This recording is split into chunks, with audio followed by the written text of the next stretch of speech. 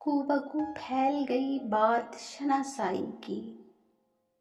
खूबकू फैल गई बात शनासाई की। उसने खुशबू की तरह मेरी पजीराई की। कैसे कह दूं कि मुझे छोड़ दिया है उसने।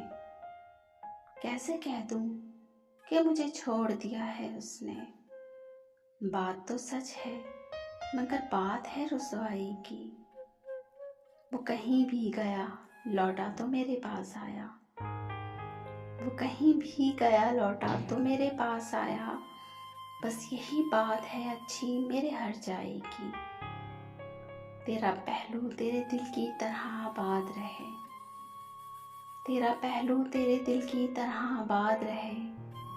तुझ पे गुजरे ना कयामत शबे तन्हाई की। उसने जलती हुई पेशानी पे जब हाथ रखा। उसने जलती हुई पेशानी पे जब हाथ रखा। रूह तक आ गई तासीर मसीहाई की। अब भी बरसात की रातों में बदन टूटता है। अब भी बरसात की रातों में बदन टूटता है। जाग उठती हैं अजब ख्वाहिशें अंगड़ाई की। इस खूबसूरत कलाम की शायरा थी परवीन शाकिर।